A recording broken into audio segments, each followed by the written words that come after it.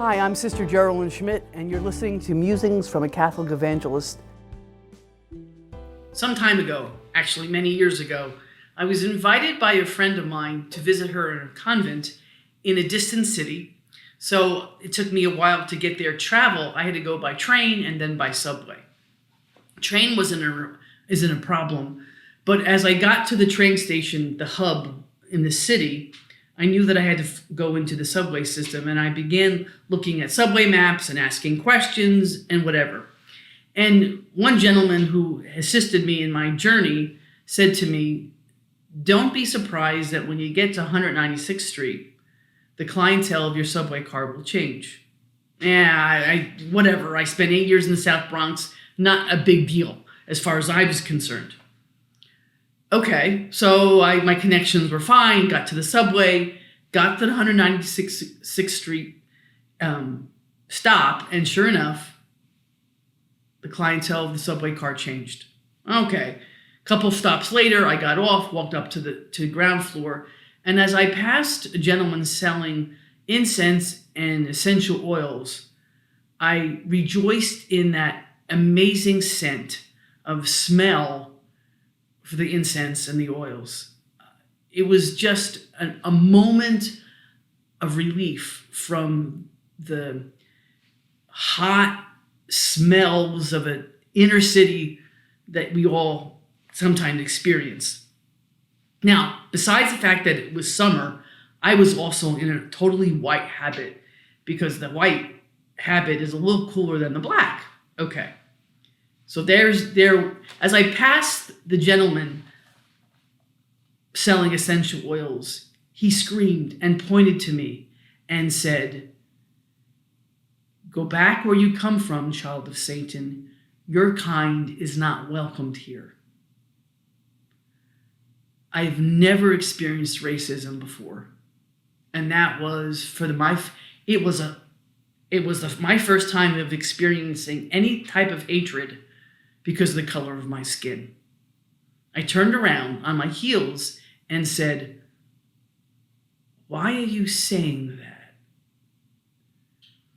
He picked up his Bible and began to quote book after book in Scripture about leprosy and how people who have leprosy should be removed from society and treated separately because they were a subgroup of human species and that they were, abomination and all those nice things. He actually used those words and described me as an abomination. His voice was so loud and so strong, a group of individuals began to watch the spectacle. Finally, after 5 minutes of this tirade, he thumped the Bible down on his table, and I can see the essential oils kind of like jumping up and down. And he goes, "Child of Satan, don't you have anything to say to me?" And I went, "One." I said to him, "I'm not worthy of salvation. I'm a sinner." You got that right. But so are you. And I promise that this sinner will pray and sacrifice for your salvation. And with that, I walked away. And I can almost feel the corporate sigh of unbelief from the crowd as the crowd parted and I walked up the street. I don't think I changed that person's attitude, the gentleman selling essential oils, but that interaction changed me because I don't understand racism. I've never experienced it outside of that one time in my life, the hatred because of the color of my skin. Because we are where we are in our society right now and experiencing devastation of racial equality, and that conversations are beginning to happen more and more frequently, I wrote something, a letter. I would like you to read it to you. To the man who was selling essential oils on the street corner. Because you saw me as a mere white woman, you stripped me of my identity as a beloved daughter of God.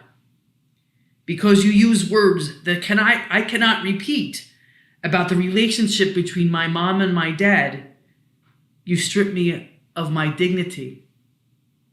Because you saw my existence as an offense against God who made me, you made me subhuman. You made me a second-class citizen by taking away my citizenship, not only from the United States of America, but also of the human race.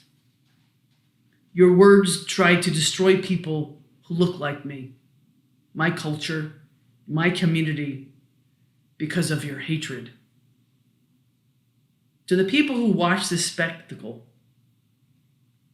because you merely watched, I felt completely alone and alienated. I was a visitor to your city, to your neighborhood, and you did not welcome me because you saw me an object of entertainment. You stood by and did and said nothing.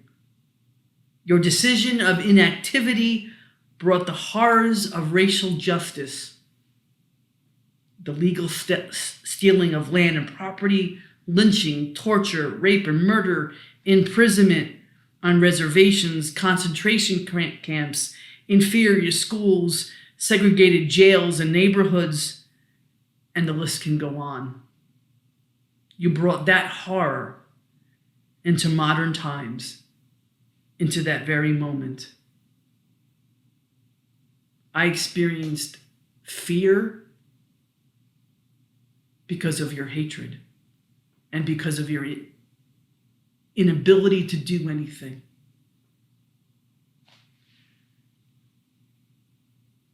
I was a woman, and you were there, and nobody was there to defend me.